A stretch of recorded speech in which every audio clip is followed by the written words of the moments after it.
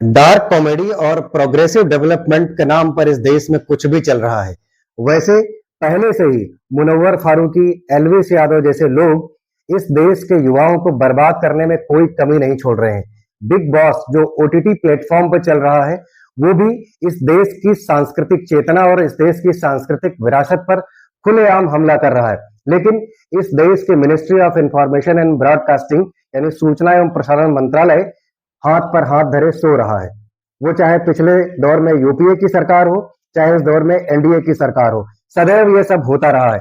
लेकिन अब तो हद ही हो गई है, क्योंकि अब हद इस बात की हो गई है कि एक स्पिरिचुअलिटी का चोले ओढ़े हुआ एक व्यक्ति, जिसने इस देश के तमाम तथाकथित बुद्धिजीवियों को अपने चैनलों पर बुला बुला के पॉडकास्ट किए हैं।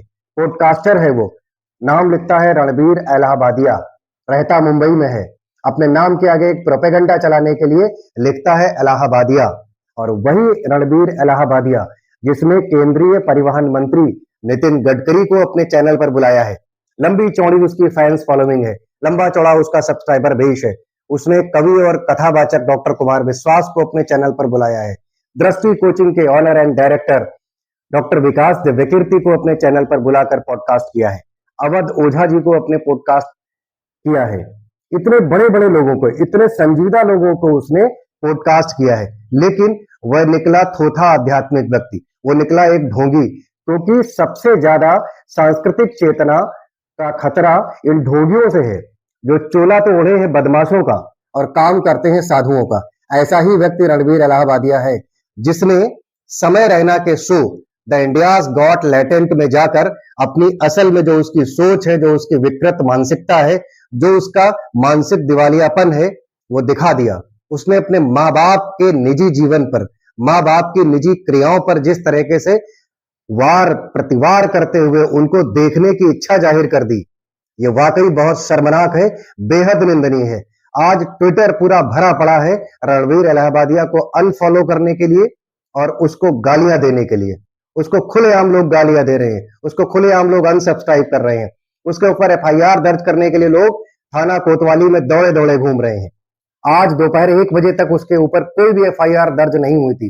लेकिन मुंबई में जैसे ही मुंबई में मुख्यमंत्री देवेंद्र फडणवीस ने इन सभी मामलों का संज्ञान लिया, उन्होंने एफआईआर दर्ज करवाई है और रणबीर इलाहाबादिया की शायद इस मामले में गिरफ्तारी भी हो सकती है, या फिर कोर्ट के थ्रू उनको बाहर बाहर जमानत भी मिल सकती है।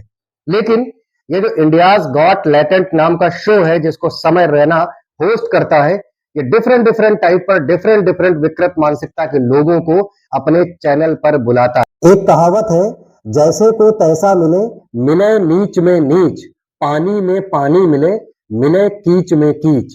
ये बात समय रैना और रणबीर इलाहाबादिया पर शायद एकदम फिट बैठती है। ये दोनों नीच हैं, ये दोनों नर पिशाच हैं, जो अभी तक 2 हाथ और 2 पैर लिए हुए एक इंसान के चोले में हैं।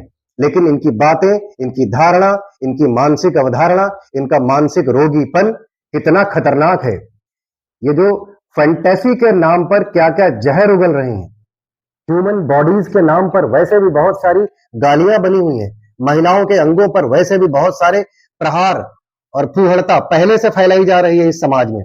लेकिन अब इस सोशल मीडिया पर खुलेआम जो कंटेंट मौजूद हैं, आपके 12 से 20 साल तक के बच्चे जो अब तक शायद इस तरीके की बातों का क्या असर होगा उनके दिमाग पर समझ नहीं पा रहे हैं। और 12-15 वर्ष की एज में जब सब कुछ नया सा लगता है, तो सुनने में बहुत इंटरेस्टिंग भी लगता है और वाकई लगता है कि ये काम की बातें हैं, इन्हें जानना चाहिए। ये फूहड़ता है। और जब यूट्यूबर सेलिब्रिटी इस तरीके की फूहड़ता परोसते हैं, तो वाकई समाज पर कुठाराघात है। इनको देखने वाले, इनको सुनने वाले लोग भी मानसिक दिवालिया हैं, उनको भी शर्म करनी चाहिए। आखिर इतना बड़ा सब्सक्राइबर बेस समय रैना जैसे पिशाचों का कैसे हो गया? लोग इनको देखते हैं और बाकायदा इनको पेड करके देखते हैं। इनकी अपनी पेड आईडीज हैं। अगर आप उनमें देखें तो शायद आप में से तमाम लोगों के बच्चों ने इनको पेड कर रखा होगा, इनको परचेज कर रखा होगा, उसके लिए आपने अच्छा खासा पे कर रखा होगा, आपको खुद भी पता नहीं है। तो वाकई अगर देखा जाए तो ये बेहद शर्मनाक बात है। समाज को किस तरफ ले जाया जा रहा है। और आज का जो युवा है, युवा भी नहीं बल्कि जो टीन एज है, वो टीन एज ऐसे लोगों को अपना आइकॉन मान के चल रहा है, ऐसे लोगों के पीछे दौड़ता है। अगर आपका बच्चा इस तरीके की कोई फूहड़ बात आपके सामने करता मिल जाए तो आप जरूर उससे पूछेगा कि इसका सोर्स क्या है, और निश्चित तौर पर उसका सोर्स समय रैना का ये the India's got talent show निकलेगा। इस पर भी विचार करने की बात है। ये आज जो सोशल मीडिया पर सेलिब्रिटी बनने का दौर चल चुका है, तो जो जितनी ज्यादा फूहड़ता कर ले, जो जितना ज्यादा खुलापन और नंगापन कर ले, वो उतना जल्दी कम समय में फेमस सेलिब्रिटी हो जा रहा है।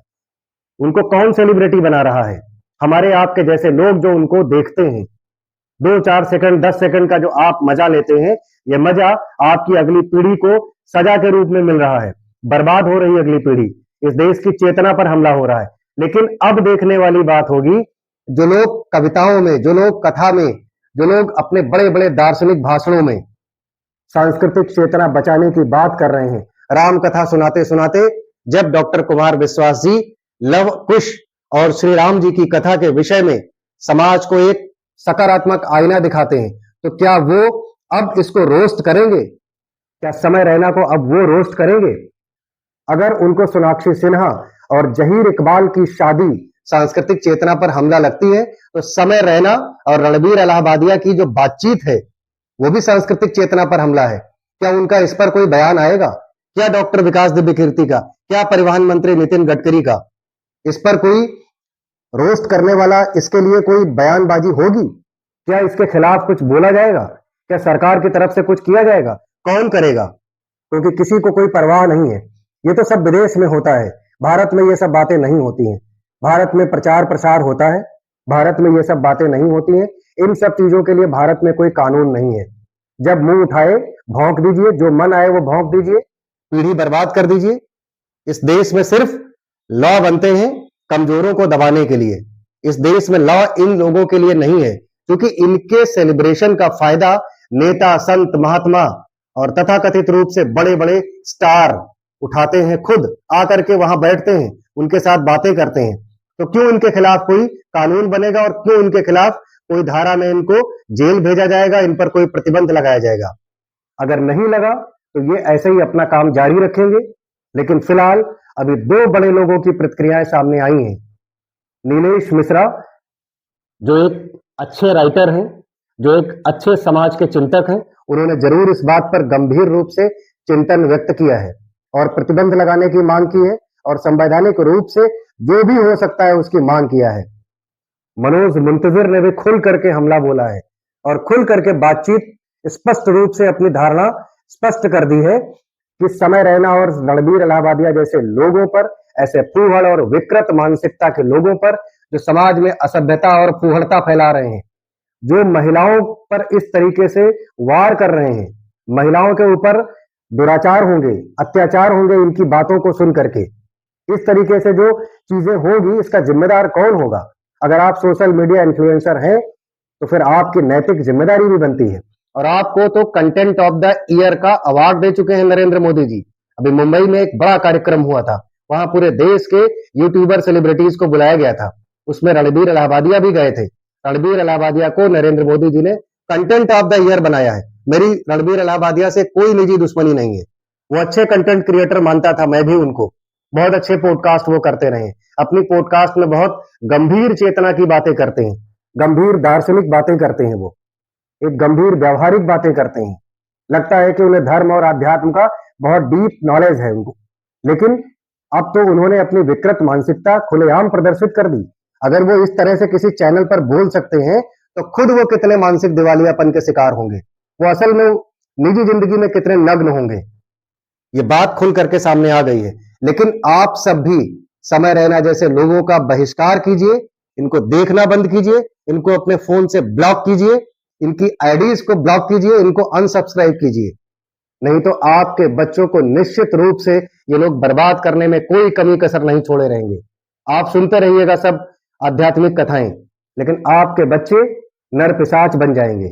आपका अपना क्या कहना है मेरे वीडियो के कमेंट सेक्शन में जरूर लिखिएगा और मेरे वीडियो को लाइक कीजिए, शेयर कीजिए अगर आपको अच्छा लगा हो तो, और मेरे चैनल को भी सब्सक्राइब करिए। धन्यवाद। जय हिंद, जय भारत।